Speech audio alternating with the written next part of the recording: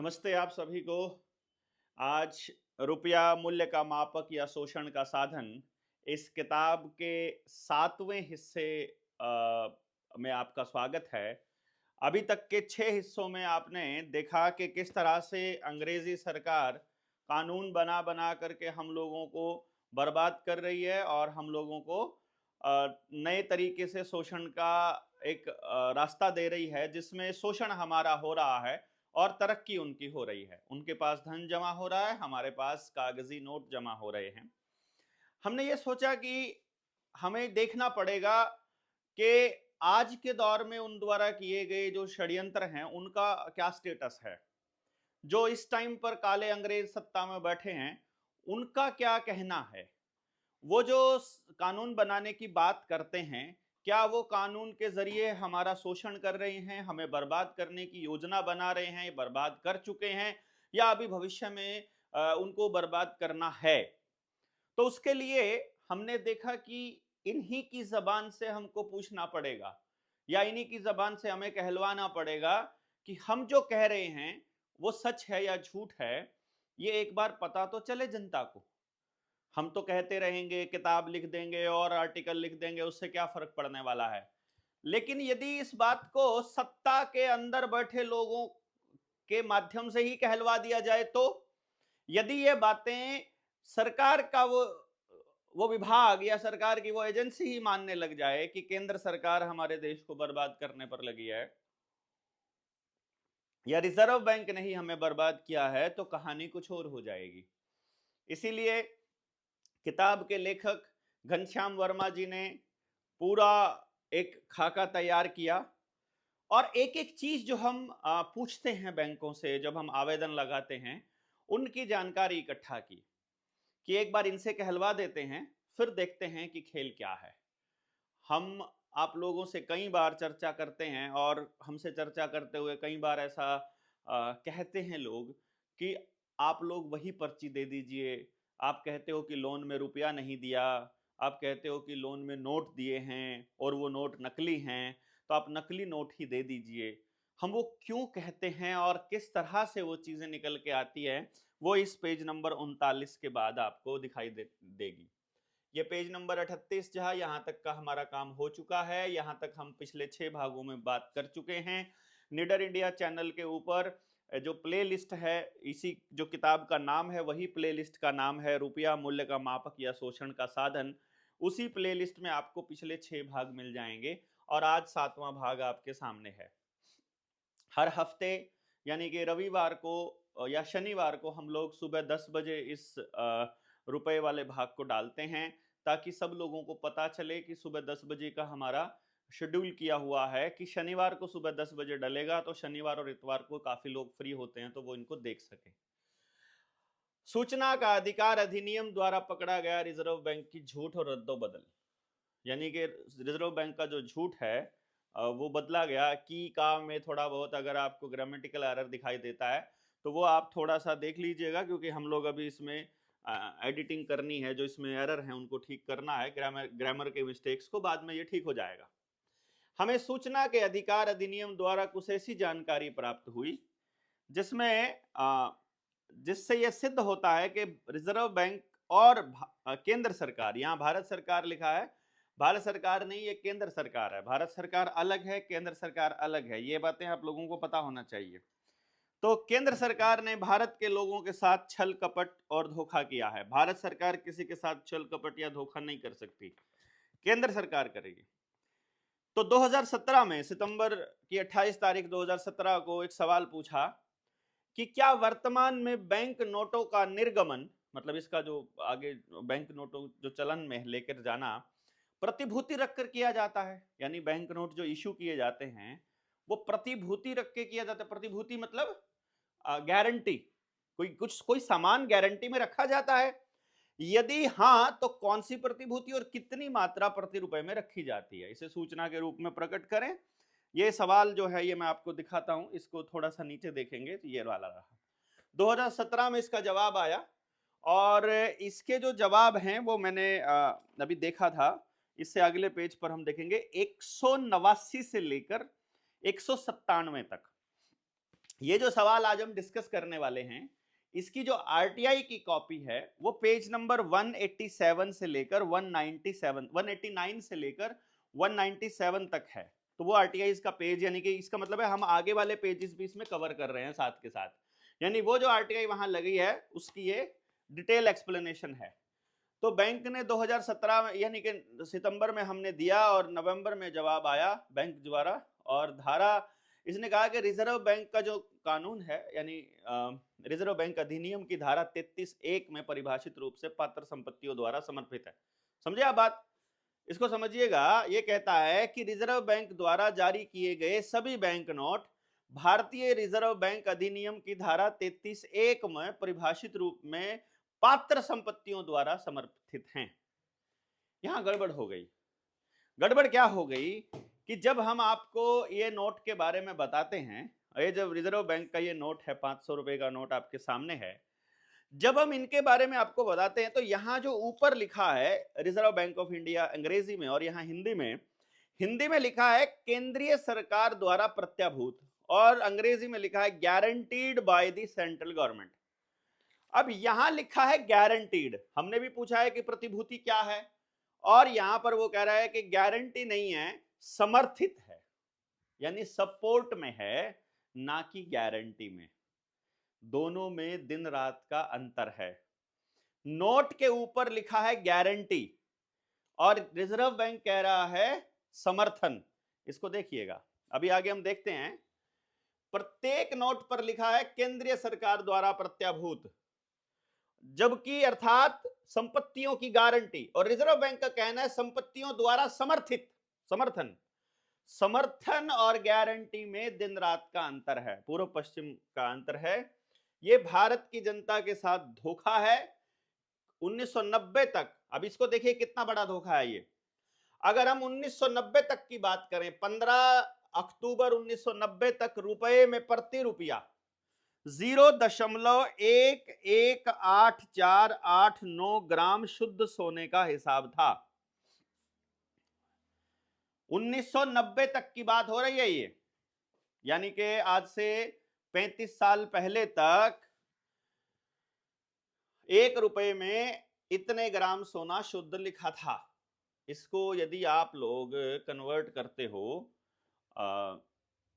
100 रुपए में, तो इसको कन्वर्ट कर लीजिएगा। यदि आप 100 रुपए में कन्वर्ट करते हो तो 100 रुपए में 11.8489 ग्राम शुद्ध सोना मिलता है यहां पर, यानी 1 तोले से ज्यादा।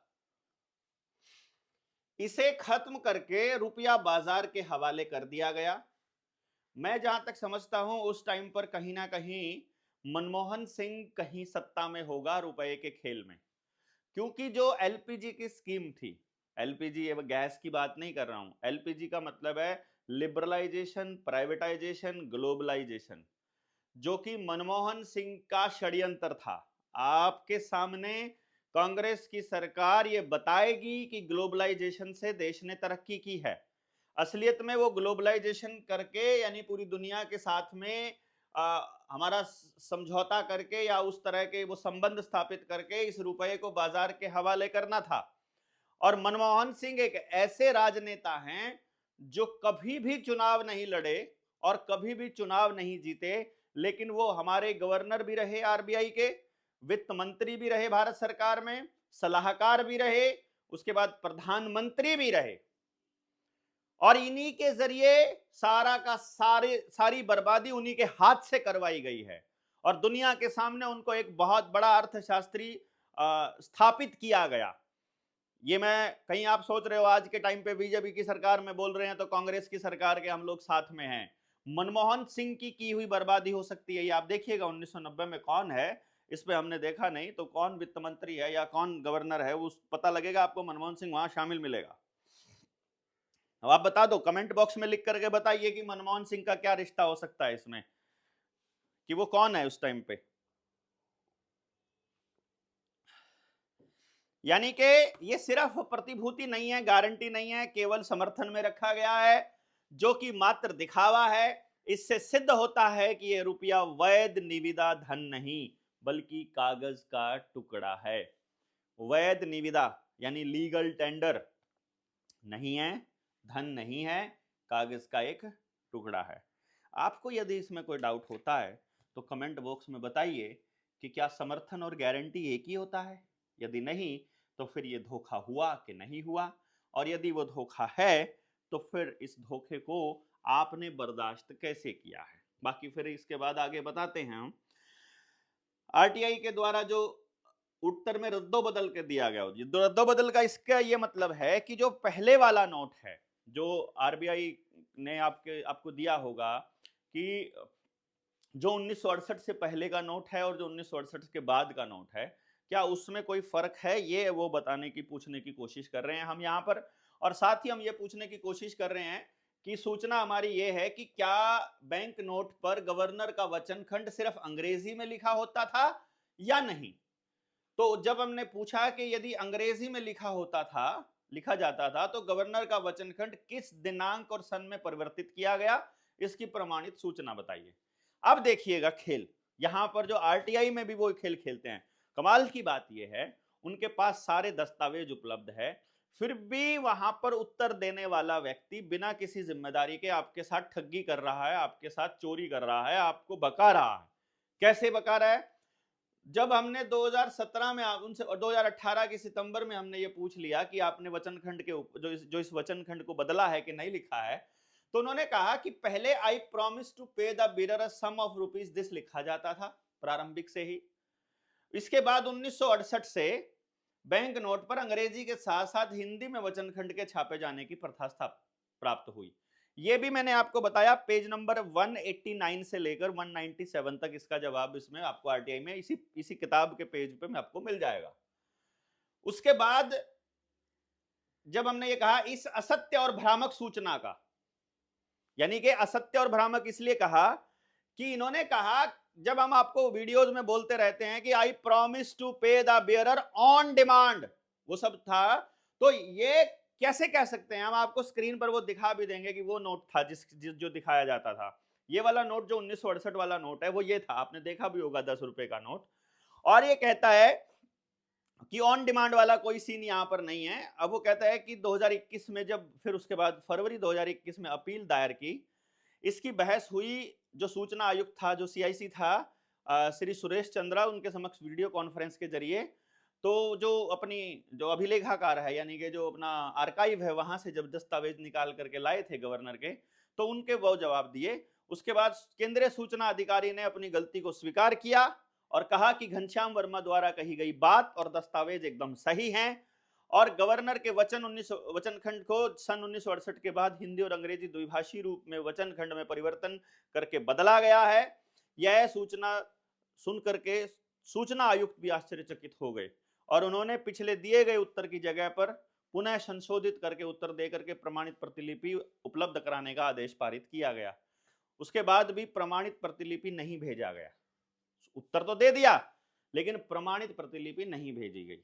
तो ये पेज नंबर जो 242 से 280 लिखा है, असल में ये 189 से 197 है, इसको हम ठीक कर देंगे। रिजर्व बैंक के सूचना अधिकारी द्वारा चीटिंग और रद्दोबदल कैसे हुई ये बताते हैं हम आपको। हमारा आवेदन जो कि 2018 में जब मई में जो हमने भेजा, उसमें था कि क्या ये बदला गया है अवमूल्यन, क्या भारतीय रुपए के अवमूल्यन भारत की रिजर्व बैंक के अधिनियम 1934 के अंतर्गत किया गया है। ये बार बार आप कंफ्यूज नहीं होना है। सवाल ये पूछा गया है कि जो रुपए का डिवैल्यूएशन किया है, आप कह रहे हो पहले सोना होता था, अब सोना नहीं होता है रुपए के बदले में। इसका मतलब आपने कोई ना कोई नियम तो फॉलो किया होगा, कोई तो ऐसी पावर आपको मिली होगी जिसके तहत आप ये सब कर सकते हैं। यदि आपको कोई पावर नहीं मिली तो कैसे? तो हमने ये पूछा है मात्र उनसे कि आपने जो ये अवमूल्यन किया है, जो आपने इसकी डिवैल्यूएशन की है, ये 1934 का जो आरबीआई एक्ट है उसके अंतर्गत किसी पावर के तहत किया गया है क्या? तो उसकी प्रमाणिक प्रतिलिपि दे दो। इसका जवाब दिया हां, आरबीआई अधिनियम की प्रस्तावना, यानी कि उन्होंने उसकी प्रस्तावना जो थी उससे, और धारा 17(3)A और 40 और 45W से आरबीआई को मार्केट परिचालन के लिए शक्तियां प्राप्त हैं। अब इसको देखिएगा, बड़ा कमाल की बात क्या है। इसकी प्रमाणित प्रतिलिपि मिली तो प्रस्तावना में लिखा गया, इसकी तीसरी पंक्ति में देश के लाभार्थ चलाने के लिए भारत के लिए एक रिजर्व बैंक का गठित करना समीचीन है। जो प्रस्तावना है उसमें लिखा भारत के लिए, इसमें भारत के लिए शब्द को हटा दिया गया है, जिससे ठीक उल्टा अर्थ निकलता है। यानी जो प्रस्तावना में, अब जो प्रस्तावना आपको मिलेगी आरबीआई एक्ट की, उसमें भारत के लिए हटा दिया, देश के लाभार्थ चलाने के लिए एक रिजर्व बैंक गठित करना समीचीन, सिर्फ यही है, ये हटा दिया गया है।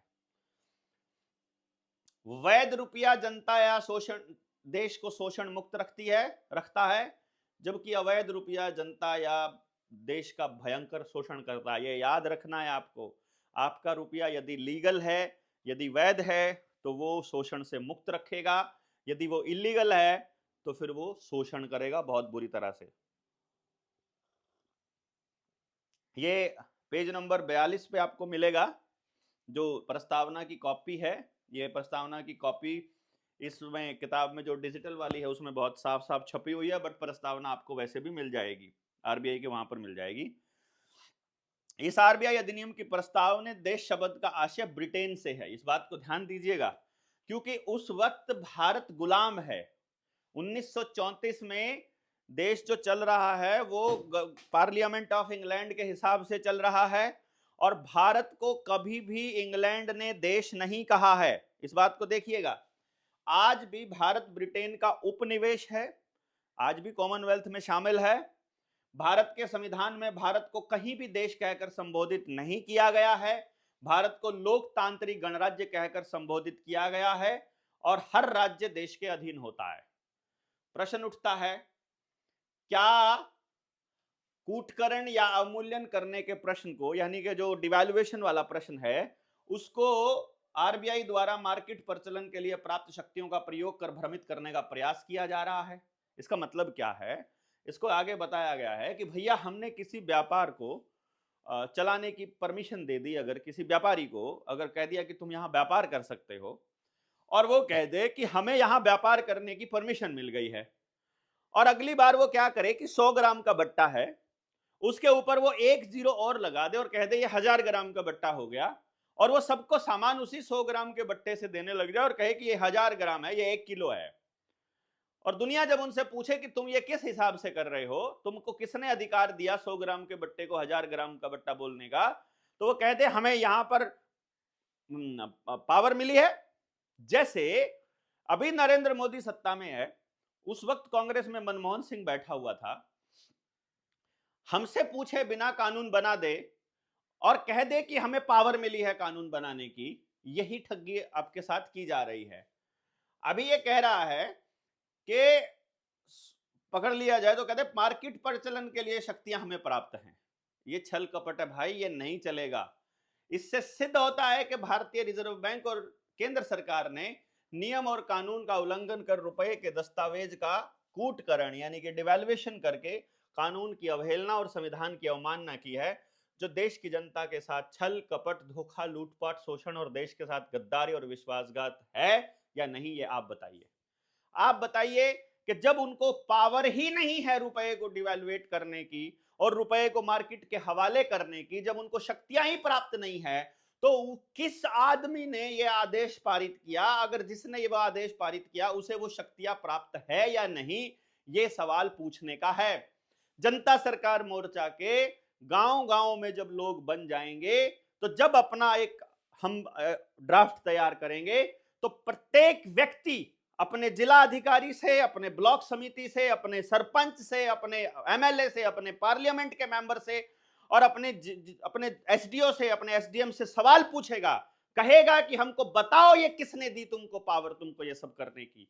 और जब अगर सवाल का जवाब नहीं दिया गया तो उनको मानने से मना करना पड़ेगा। ये नोट हमको मानने से मना करने पड़ेंगे। नोट के बदले असली धन हमको इकट्ठे करने पड़ेंगे। असली धन हमारे पास, हमारा पशुधन, हमारी सेहत, जिसको स्वास्थ्य सबसे बड़ा धन कहा गया, हमारा अन्न धन, हमारा श्रम धन, मेहनत, हमारी ऊर्जा जो हमारे पास हमारे पेड़ों में है, हमारे पौधों में है, जो सूरज से हमको मिलती है, हमारा परिवार, हमारा समाज, ये असल धन है। पशुधन असली धन है, अनाज असली धन है, धातु सोना असली धन है, फसलें, पानी, नेचुरल रिसोर्सेज जितने हैं, मतलब चाहे धूप हो, शुद्ध हवा हो या पानी हो, वो सब असली रिसोर्सेज हैं। कोयला असली धन है, जहां भी ऊर्जा स्टोर होती है, एल्यूमिनियम या दूसरी धातुएं, वो सब असली धन है। उनको लेकर के हमको कागज की टुकड़ियां, वो भी अवमूल्यन की हुई पकड़ा दी जाती है। इस पे सवाल पूछना पड़ेगा हम लोगों को सरकारों से, और जब तक हम ये सवाल नहीं पूछेंगे तब तक ये लोग हमको जवाब देंगे नहीं, और जब तक ये जवाब नहीं देंगे आप समझ लीजिएगा आपके पल्ले कुछ नहीं पड़ने देंगे। ये गांधी जी का अपमान किया, क्यों किया? क्योंकि 1990 में जब इन्होंने गारंटी खत्म करके बाजार के हवाले रुपया कर दिया, बाजार के हवाले, बाजार में कौन बैठता है? बाजार में बिकने के लिए, खुद को बेचने के लिए। रुपये को खुद को बेच दिया, रुपया को वेश्या बना दिया इन लोगों ने, भारत के रुपये को। और ये कहते हैं समर्थन में, अब संपत्तियां समर्थन के रूप में रखी जाने लगी, अब गारंटी नहीं रहने लगी।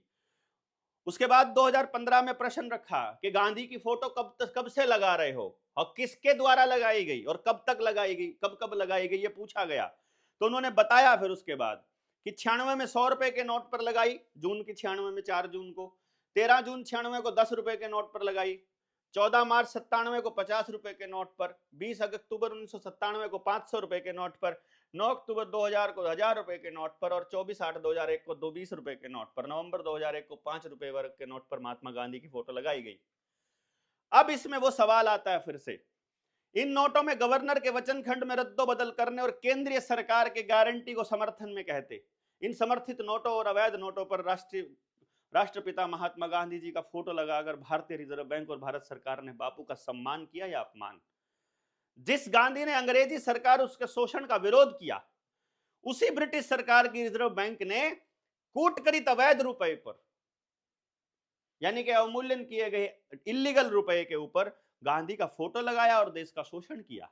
इससे बड़ा गांधी का अपमान और क्या हो सकता है? और ये गांधी का अपमान किसने किया मालूम है? उसी यूपीए की सरकार ने। बड़े राजी होते हैं ना हम लोग, वो कहते हैं गांधी की विरासत लेकर के चलते हैं राहुल गांधी, बताए ना कि गांधी का अपमान इतना क्यों किया उनकी सरकार ने। भारतीय न्याय संहिता के अंदर यह कूटकरण अपराध है। अब कमाल की बात यह है, भारतीय न्याय संहिता अब बनी है, इससे पहले आईपीसी थी, इंडियन पिनल कोड, आईपीसी को बदल करके अब बीएनएस बना दिया गया है। उसमें भी कूटकरण अपराध है, और पहले भी था, अंग्रेजों ने बनाया था उस वक्त, उसमें भी अपराध था। अब इसको आप देख लीजिएगा, ईस्ट इंडिया कंपनी रुपया। अब इसमें षड्यंत्र क्या था? एक और षड्यंत्र रचा गया था ब्रिटिश हुकूमत द्वारा कि ईस्ट इंडिया कंपनी रुपये को कॉइनेज एक्ट 1862 में ज्यों का त्यों अपनाने और उसका नाम बदलकर गवर्नमेंट रुपया रखा गया। ये हम पहले अपने चौथे नंबर पार्ट में भी डिस्कस कर चुके हैं। इस रुपए के मानक मूल्य कूटकरण पर भारतीय न्याय संहिता 2023 जो अब नया बना है बीएनएस, उसका अध्याय 10 धारा 178 से 188 तक सिक्कों, करेंसी नोट और बैंक नोट और सरकारी स्टाम्प के कूटकरण अपराध संबंधी धाराएं हैं। ये आईपीसी की धारा अध्याय 18 के धारा 489 ABCDE तक करेंसी नोट और बैंक नोट के कूटकरण से संबंधी आपराधिक धाराएं हैं, जिसमें आजीवन कारावास तक का प्रावधान है, जो प्रमाणिक साक्ष्य है कि ब्रिटिश गवर्नमेंट ने ही बनाई है। इसको समझना क्यों जरूरी है? सबसे पहले जिसने उस रुपए का कूटकरण किया, जिसने उसको बाजार के हवाले किया, उस आदमी के दस्तखत यदि हैं, हमको यह पता करना है क्या उसे उस कूटकरण की ताकत मतलब उसके पास थी। यदि उसके पास वो ताकत नहीं थी, यदि उसको कूटकरण का अधिकार प्राप्त नहीं था, तो उसने उसका कूटकरण क्यों किया? यदि किया तो उसको सजा क्या मिली? यदि नहीं मिली तो क्यों नहीं मिली? और जब कूटकरण हो गया तो उस कूटकरित रुपए को हम क्यों चलन में लें? क्योंकि ये जो धारा हमने बताई है 178 से 188 तक अध्याय 10 में बीएनएस 2023 के हिसाब से, उसके हिसाब से भी यदि आप इस नोट को लेकर के बाजार में जाते हो और मैं यदि ये क्लेम कर दूं कि आपके हाथ में पड़ा हुआ नोट नकली है, तो आप साबित नहीं कर पाएंगे ये असली है। यदि आप इसको रिजर्व बैंक को भी चिट्ठी लिख करके पूछ लेंगे क्या ये असली है, वो रिजर्व बैंक भी नहीं बताएगा कि ये असली है, क्योंकि ये सब अवैध है। आप पूछिएगा लीगल टेंडर है क्या ये, इसके बदले में क्या रखा है, पूछ तो लीजिए। आप बैंक में जाकर के एक बार बैंक के कर्मचारी को एक 100 रुपए का 10 रुपए का नोट दे करके एक चिट्ठी लिखकर पूछिएगा कि मुझे 10 रुपए चाहिए अपने, जो इसके ऊपर लिखे हुए मैं धारक को 10 रुपए अदा करने का वचन देता हूं, वो 10 रुपए मांग करके देखिए, आपको नहीं मिलेगा। चांदी का सिक्का, रुपए का पहला कूटकरण 1940 में हुआ। रिजर्व बैंक की स्थापना हो गई। इसका उद्देश्य था भारत का शोषण करके ब्रिटिश खजाने को भरना। ब्रिटिश गवर्नमेंट की आर्थिक स्थिति को सुदृढ़ करना, वो हमने पिछली बार आपको दिखाया ही था। वो जो इसी किताब के अंदर जो अपने सभी जो 15 देश हैं, टॉप के 15 देश जो दिए हुए हैं, ये पेज नंबर 126 से लेकर के और पेज नंबर, आप जब आपके पास किताब है तो 134 तक आप एक बार देखिएगा इसमें कि भारत कैसे पहले नंबर पर से लेकर के और जैसे जैसे आजाद होता है भारत कैसे नीचे सरकता रहता है उस श्रृंखला में। जब वो पूरी दुनिया को लीड कर रहा है एक स्थान पर तो पहले और दूसरे स्थान पर एक समय पर तो, और जैसे जैसे इंग्लैंड और यूएसए, यूके और यूएसए ऊपर आ रहा है वैसे वैसे भारत नीचे खिसक रहा है। यानी भारत की जो संपदा है उसको लूटा जा रहा है। रेलवे बना करके रेलवे बिछा दिया, सारी संपदा को रेलवे के माध्यम से पहले पोर्ट तक लेकर जाया गया और पोर्ट से फिर विदेशों में लेकर जाया गया। आज भी विदेशी लोगों की कंपनियों ने इन्वेस्ट किया भारत की कंपनियों में, चाहे टाटा में किया, चाहे जिंदल स्टील में किया, इधर अडानी के जितने भी कार्यक्रम है उनमें किया, अंबानी के कार्यक्रम में, रिलायंस में किया, और सबने इन्वेस्टमेंट करके इन कंपनियों की हिस्सेदारी करी, फिर इनको यहाँ पर ठेके दिलाए, फिर यहाँ से नेचुरल रिसोर्सेज जो जितने प्राकृतिक संसाधन है, चाहे कोयला है, सोना है, अबरक है, चांदी है, जितना, उन सबको लेकर के अब पोर्ट पर लेकर जा रहे हैं और फिर पोर्ट भी सारी की सारी अडानी को सौंप दी गई है और फिर वहां से बिल्कुल बिना रोक टोक के आवागमन जारी है और सारा धन लूटा जा रहा है उसी प्रकार से जैसे उस वक्त लूटा जा रहा था। जिस प्रकार देश आजाद होने से पहले 1940 में स्थिति थी, देश के अंदर दंगाई माहौल बनाया जा रहा था, उस वक्त भी ये काम आरएसएस कर रही थी और आज भी ये काम आरएसएस कर रही है। वही नफरत का माहौल बना रही है देश के अंदर ताकि लोग आपस में एक दूसरे को मारने के लिए उतारू हो जाएं, और जब सच्ची में देश बर्बाद हो रहा हो तो उस वक्त ये लोग मौका परस्त लोग फिर से मारकाट चालू कर दें। इसलिए देश के लोगों को बड़ा संगठित रहना होगा, समझ से रहना होगा कि इस लूट को छिपाने के लिए देश में दंगे कराए जाएंगे। जैसे 47-48 में दंगा कराया गया, विभाजन कराया गया, वही हालत लेकर के आई जाएगी। ये जो खालिस्तान का प्रोपेगेंडा है ये सरकार द्वारा समर्थित है और पूरे भारत को गुलाम बनाने के लिए इस हिस्से को अलग करने की साजिश है कि ये लोग लड़ते लड़ते पूरे भारत को बचा लेंगे, इसीलिए इन लोगों को अलग कर दो। इस खेल को समझिएगा आप लोग। आपको नहीं समझ में आया तो बहुत पछताएंगे पूरे भारत के लोग कि सबको एक बात माननी होगी कि हसदेव के साथ भी सबको खड़ा होना होगा, प्राइवेटाइजेशन के खिलाफ भी खड़ा होना होगा। रोडवेज भी बचानी है, रेलवे भी बचानी है, एलआईसी भी बचानी है, भेल भी बचानी, रेल भी बचानी। रेलवे की लाखों एकड़ जमीन प्राइवेटाइज की जा रही है। आर्मी की सारी डिफेंस की कितनी खाली पड़ी जमीनों को बेचा जा रहा है, अभी नीलाम किया जा रहा है सब जमीनों को। मध्य प्रदेश में नीलाम किया जा रहा है। अभी तेलंगाना की वीडियो देखी मैंने, आज की देखी, आज कितनी तारीख है, मैं तारीख बताता हूं आज आपकी, थर्सडे 3 अप्रैल को ये रिकॉर्ड हो रहा है। तेलंगाना में कांग्रेस की सरकार है, वहां यूनिवर्सिटी की जमीन बेची जा, 400 एकड़ जमीन को नीलाम किया जा रहा है। छात्र और शिक्षक वहां विरोध कर रहे हैं और उन पर लाठियां बरसाई जा रही है। यही काम बीजेपी की सरकार में हो रहा है, यही सरकार योगी की सरकार में हो रहा है, यही ममता की सरकार में हो रहा है, सब जगह यही हो रहा है। देश के अंदर अस्थिरता का माहौल लाया जा रहा है, दंगे का माहौल बनाया जा रहा है।